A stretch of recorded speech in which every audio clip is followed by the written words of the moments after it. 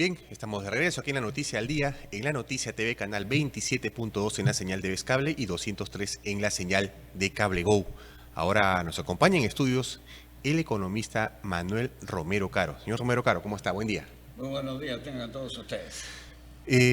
Ha habido todo un bolondrón estos últimos días por el tema de la compra de aviones, los F-16 a Estados Unidos. Ya hay versiones de que finalmente esto se firmó y la compra se cierra. Pero previo a esto hubo un ruido producto de unas declaraciones de Balcázar que señalaba que a pedido, a recomendación de Roberto Sánchez, candidato presidencial por Juntos por el Perú, la compra debería frenarse y recién verla el próximo gobierno.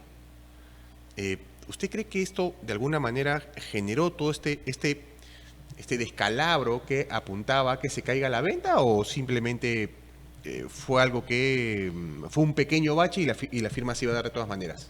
Bueno, esta compra se ha venido negociando, entre comillas, en tres gobiernos: Boluarte, Gerí y ahora Balcázar.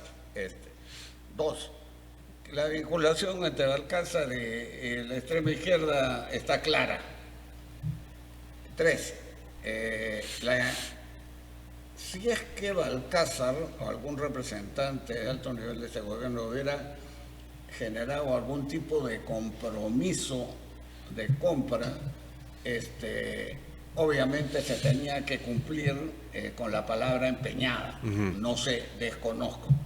Pero lo que sí sé es que durante este trayecto, y especialmente en los últimos meses, vamos a ver, hay un punto muy importante. El precio de los aviones de guerra de Estados Unidos se sustentaba básicamente en el aura de invencibilidad del ejército de Estados Unidos, en el aura de invencibilidad de sus aviones. Nosotros vamos a comprar un grupo de F-16. Ok. Encima del F-16 está el F-35, que es el non plus ultra, supuestamente, y que era invencible. Bueno, la invencibilidad se acabó. En la guerra de Irán se han tumbado varios F-35 en el aire y en el piso. En el aire simplemente ya no son tan invencibles cuando no pueden escaparse de los misiles iraneses. Y en el piso porque Estados Unidos tiene 13, repito, bases en el Medio Oriente. Esas bases fundamentalmente se retrotraen a la época en que Henry Kissinger, secretario de Estado, firma un convenio con el rey Faisal de Arabia Saudita, mediante el cual tú te comprometes a que todo el petróleo, el commodity de mayor transabilidad, se trance en dólares y yo te doy protección. Para darle esa protección, supuesta protección, se pusieron esas 13 bases. Ninguna de las 13 bases pudo resistir los ataques iraneses. Las han destrozado. Entonces es obvio que Estados Unidos no está dando la protección debida, y así lo han entendido los países del Golfo, que lo principal que tienen que son un pragmatismo digno de mejor causa. Bueno, el último que faltaba era Arabia Saudita, ya le cursó comunicación a los Estados Unidos dándole un plazo para que abandonen el país. Entonces, si tú ya no me das protección, ya yo no te doy, obviamente, la goyoría de que todo el petróleo se factura en dólares. Y si todo el petróleo no se factura en dólares, nadie está diciendo que se va a facturar todo en yens, pero por lo menos en dólares no. Algunas partes en yens o en rublos, en yuans, en lo que fuera. Entonces se acaba la principal virtud del imperio norteamericano, que es la facultad de ser moneda de reserva mundial y de poder imprimir el dinero que necesitaran. Fíjense, es bien clara la situación. Antes de la Segunda Guerra, el Primera y Segunda Guerra Mundial, no existía un ejército permanente en Estados Unidos. Y no existía porque los dirigentes de Estados Unidos en esa época creían que tenían que crean para mí correctamente, que un ejército permanente y podría ser un peligro para el país, para la democracia.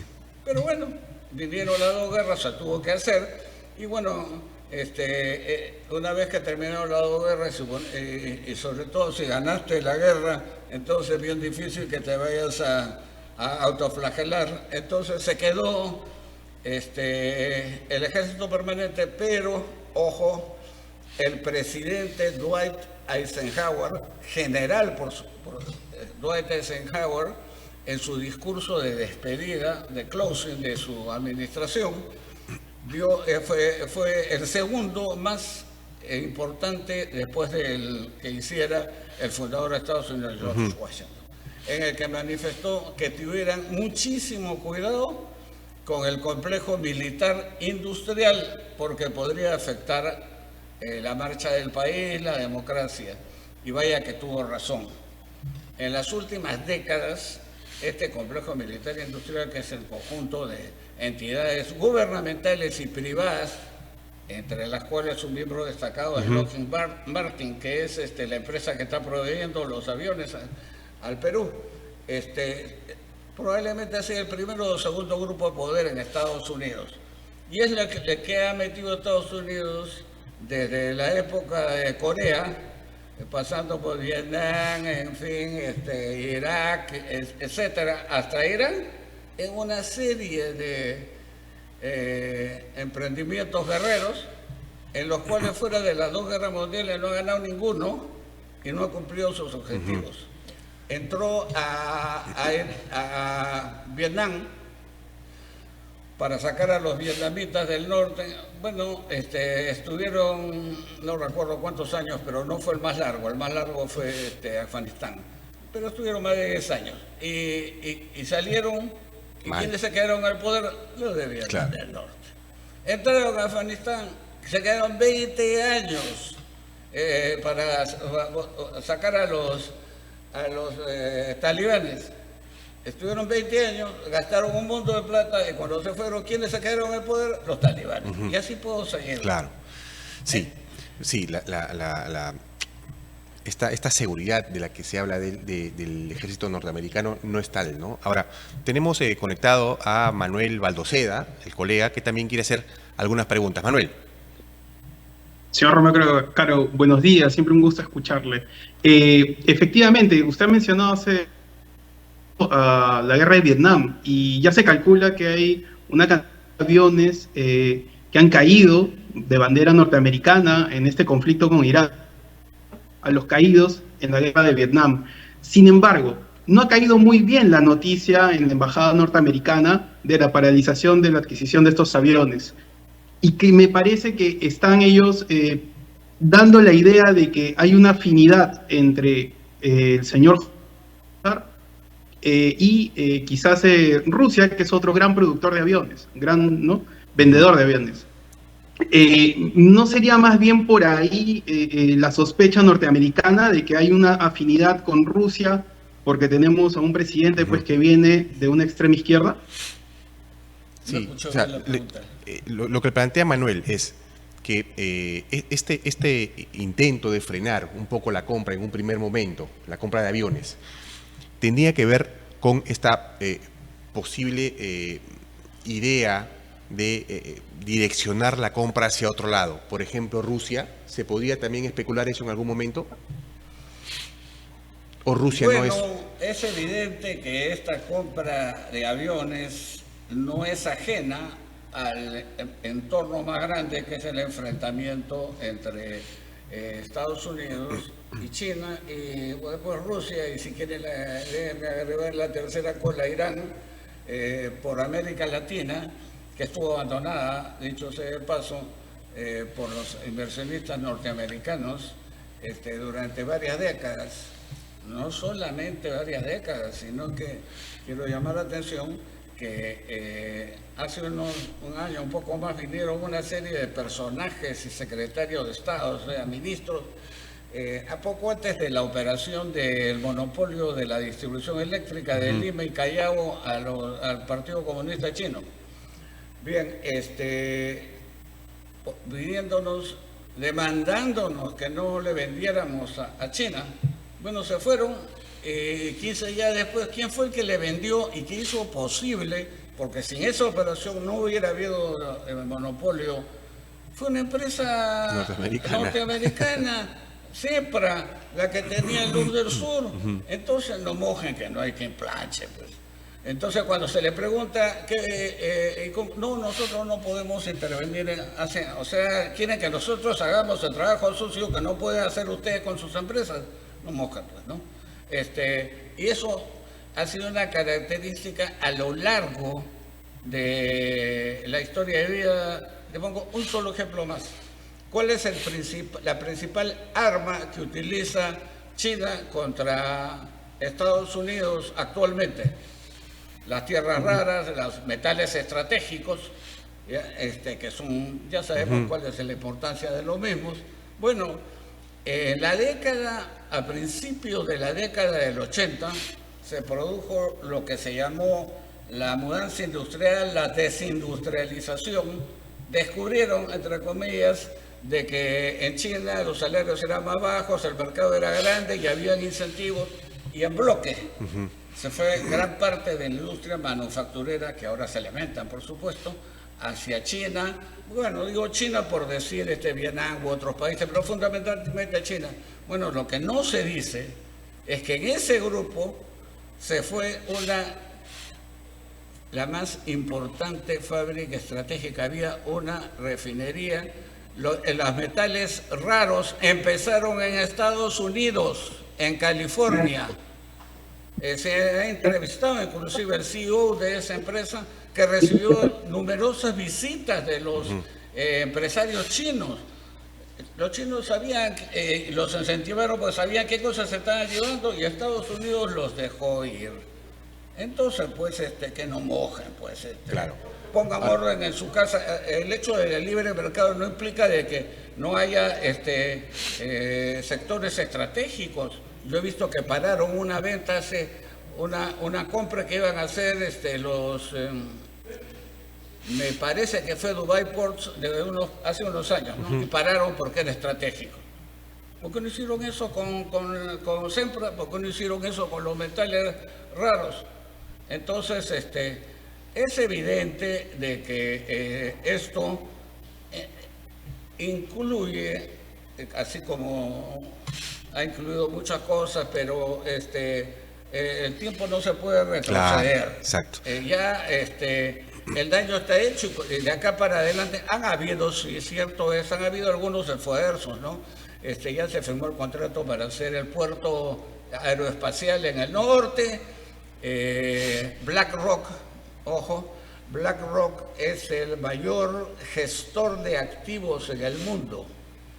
Muy importante la empresa. BlackRock ha comprado la mayoría en Matarani, y está mirando el sector portuario en el Perú e inclusive en Chile. Ahora, ¿cree que si no se daba esta firma, porque hubo un compromiso previo, ¿no? Se señala mucho que la firma simplemente es un tema de formalidad, ¿no? Pero si no se daba la firma, ¿usted cree que todas estas inversiones que usted menciona, este posicionamiento, esta base en Talara y las inversiones norteamericanas, corrían riesgo, digamos, podría haber alguna repercusión contra Perú si es que no se firmaba? A mí me parece que, en mi opinión personal, que ha sido un poco inapropiada la manera como ha reaccionado el embajador de Estados Unidos. Ese tipo de cosas se negocian sotto voce y en privado, no a viva voz. Y ya no estamos en la época, pues, de Monroe. Entonces, si nosotros nos vamos a respetar, empecémonos respetando nosotros. Yo quiero ver a todos estos que están muy rápidos en defender, ¿qué van a hacer con el siguiente? Te digo desde ahora, el próximo punto de enfrentamiento, que va a ser muy, pero muy superior a que es el tren bioceánico. El tren bioceánico es la piedra en el zapato para Estados Unidos. Y estamos hablando, mira, tiene dos partes. La primera parte, que va de Chancay hasta Pucallpa, según el Ministerio de Transporte, son 14.000 millones de dólares. Y todavía ni siquiera tienen estimado para la segunda parte, que es de Pucallpa a la frontera con Acre en Brasil, y que es una zona inundable a este lado y al otro de la frontera. Entonces, tiene que construir el tren sobre unos pilotes de acero de, no sé, pues 10 metros, lo que fuera. Entonces, estamos hablando de una inversión que superaría lejos el triple de la inversión final del Elefante Blanco de Talara, la refinería de Talara. Entonces, quiero ver a todos esos que salgan a defender a nuestro país contra China, porque si no teníamos fondos y vamos a estar en ajustes fiscales para pagar los 3.500, no sé cuántos millones de dólares, para pagar 14 o 18 mil millones de dólares, en la vida vamos a estar el negocio. ¿Quién hace el negocio? ¿Quién usa la mayor utilidad? China y Brasil. Que sean ellos los que financian. Quiero ver a todos los que están haciendo méritos con la Embajada de Estados Unidos, que se pongan ahí a defender al país. No los he escuchado en todos estos tiempos y hemos avanzado, ¿eh? Ya estamos en los estudios. Y nunca he escuchado a ninguno de ellos protestar. Y estamos hablando de una operación que es 5 veces la de los aviones. La de los aviones, es verdad. Manuel, ¿tienes otra pregunta, me dices? Sí, señor Romero Caro, hay un actor importante dentro de todo esto que es Estados Unidos. ¿Cómo podemos restablecer las relaciones diplomáticas con ellos si tenemos este impasse? Señala que si luego de este bache que hemos pasado con Estados Unidos, producto de, por un momento, peligrar esta compra, se puede haber presenciado o registrado un impasse de forma diplomática. ¿Cree que esto se puede haber dado o simplemente tras la firma todo queda como estaba? Yo creo que en este momento cualquier análisis que se haga va a ser sobre la base de la administración Trump. Y para decirlo en términos deportivos, Trump está en penales. Está con un proceso 524, los gringos ponen número a todos los procesos. Sí. Este es un fast track para sacar al presidente. Entonces tiene por un lado el Congreso que lo quiere sacar, sus propios, los propios partidos republicanos. Por otro lado, la presión de la gente. La gasolina está en 4.3, las tasas de interés para hipotecas están en más de 7. Esas son tasas inviables y estamos al principio nada más, porque cuando Estados Unidos pierda la facultad de emitir moneda sin control y que la paguemos todo el resto del mundo, Estados Unidos va a aterrizar, ha estado viviendo muy por encima de sus posibilidades. Entonces, modestamente, para empezar, en las elecciones que viene, la vida útil del Partido Republicano va a ser bien cuestionada, y la de Trump antes tampoco. Entonces, impasse diplomático puede ser, pero sería irrelevante, porque tenemos otras cosas peores con Trump, pero no creo de que tenga, y sobre todo después de firmar la oprobiante acuerdo de paz con Irán. Ellos entraron con una serie de objetivos, que ahora los han cambiado, por supuesto. Ninguno de los objetivos se ha cumplido. Y ahora Trump sale a decir de que han ganado la guerra y que se han cumplido sus objetivos. Pues bueno, ya no estamos pues en esa época. Sobre esta compra de los aviones, desde un inicio se conocía que habían tres posibilidades, unos franceses, unos suecos, si no me equivoco, y los norteamericanos. La compra se ha hecho por 3.500 millones. ¿Era para usted la mejor opción? No tengo los elementos de juicio para poder Probablemente los aviones norteamericanos eran superiores dentro de las limitaciones que acabo de mencionar, sí, porque todo depende de calidad, oportunidad y precio. Estamos hablando de calidad, pero oportunidad y precio, el precio se fija en función de una serie de variables, pero como te dije, habría que ver cuál es el precio por unidad, habría que ver cuál era el precio antes. Una cosa es el precio cuando un imperio está en ascendente y otra cosa cuando el imperio está en penales, ¿ya? Y Estados Unidos está que no sabe qué hacer para salir de la guerra de Vietnam porque se acercan las elecciones de noviembre. Entonces, ahí el tiempo juega a favor de Irán. Y cuando digo Irán, digo China y en menor medida también Rusia. Entonces, todavía falta mucha tela que cortar. Como te dije, el segundo tema va a ser el tren bioceánico y ahí van a seguir una serie de temas, pero ese es un súper tema porque el Perú no aguanta. Perú no está en condiciones, menos después de haber firmado los 3.500 en condiciones fiscales, de asumir un proyecto que sea más del triple del elefante blanco de la refinería de Talara. Y sobre este tren bioceánico siempre lo hemos conversado, ¿no? Acá los interesados y los principales ganadores son Brasil y China. Y Perú es un lugar de paso. ¿Por qué el Perú debería pagar o no invertir en una infraestructura que finalmente va a beneficiar a otros dos países? Y que no estaba priorizada. El drama del Perú de las últimas décadas y por los cuales se ha ampliado el enfrentamiento o el resentimiento provincias versus Lima es que las prioridades no las fija el Perú. Las prioridades las ha estado fijando el poder de turno. ¿Y quién es el poder de turno? Llámese ayer Odebrecht, hoy día Lima, China. Entonces, ¿qué es lo que pasa? Tú metes un proyecto de $20 y tantos al presupuesto y borraste, desplazaste una serie de proyectos de inversión pequeños con una gran rentabilidad social, desplazaste una serie de gastos en educación, en salud, en una serie de servicios básicos para la población, no un año, no 2 años, sino décadas.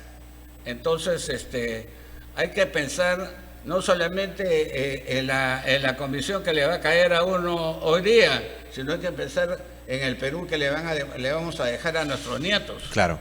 Mándale, para ir terminando.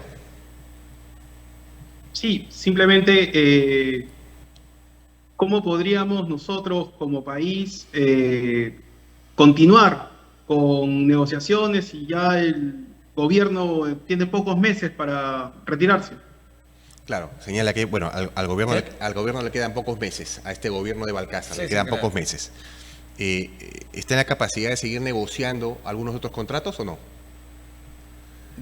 Solamente contratos que de muy corto plazo, pero ningún contrato de inversión, como se llama, por ejemplo, del tren bioceánico, que para que no le vaya, los brasileros o los chinos no nos van a hacer lo que nos han hecho los gringos, ¿no?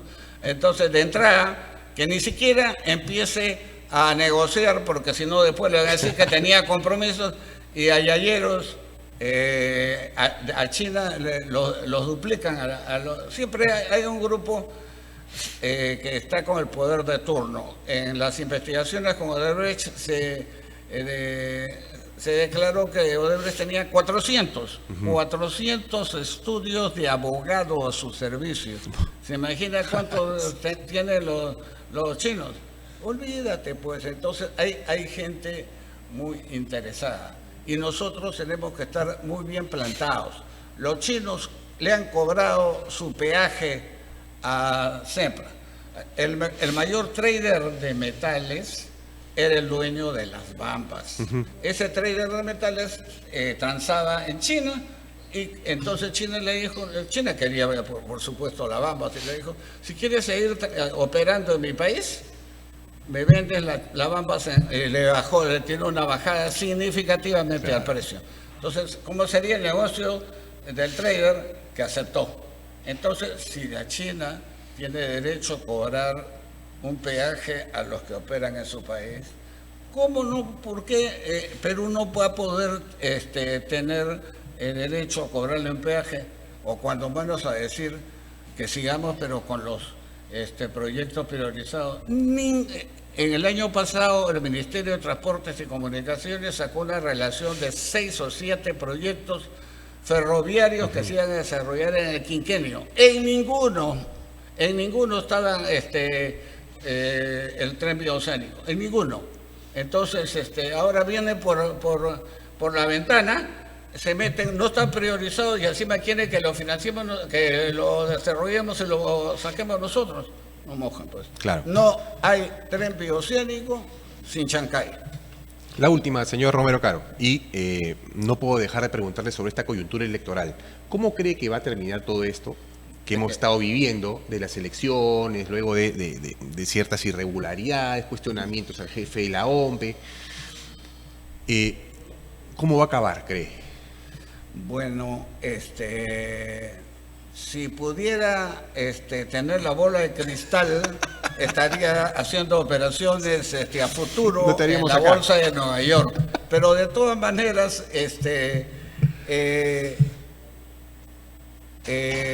hay más de 1 millón de votos que están en cuestión. Esto ya la OMPE ha dicho que va a tirar para 15 de mayo. Y no creo que, o sea, vamos a tener un periodo de inestabilidad y 15 de mayo creo que se quedan cortos. Entonces, la diferencia es pequeña. Las zonas afectadas son zonas que evidentemente Porqui llevaba ventaja. Me consta. A mí me tocó votar en el Colegio Alfonso Ugarte, ahí en el Sanjón.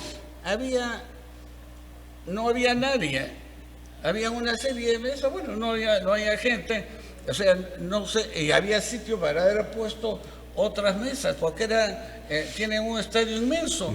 Yo no, o sea, en otras palabras, faltó un gerente privado, por favor. Tiene 5 años para prepararse para una actividad. No lo puede ser tan mal, ¿no? Y encima reprueban esa actividad, por favor, pues. Ahí en el Alfonso Ugarte que yo voté había un sitio para haber puesto N mesas. Y sin embargo, han tenido una serie. Antes el transporte lo hacían las Fuerzas Armadas. Más seguro que eso no hay, ¿no? Es que acá se hacen las cosas, se dejan de hacer y no se explican a nadie. Ya hemos visto todos los medios que usaba, por favor, la OMPE da vergüenza para transportar las actas. Las Fuerzas Armadas lo manejaron y nadie nunca tuvo un problema. ¿Por qué no retornamos porque en las Fuerzas Armadas no hay coima? No mojan, pues. Entonces, y mientras tanto, vamos a estar en un despelote y una inestabilidad. Lo que sí les garantizo es que si entra Sánchez, el despelote y la inestabilidad y la pérdida del grado de inversión está garantizada. Así que esperemos que no sea así y que quede entre Keiko Fujimori y Porqui. Bien, vamos a ver cómo va el conteo de votos también. Sí. Tiene para rato, en verdad, porque hay muchas actas impugnadas. Siempre es un gusto tenerlo aquí en estudio, señor Romero Caro. Ok. Que tenga buen día. Muy buenos días, muy buenos días y la bienvenida al co-conductor, que primera vez que lo veo. Felicitaciones y que les vaya muy bien. Muchas gracias. Bien, estuvo con nosotros el economista Manuel Romero Caro.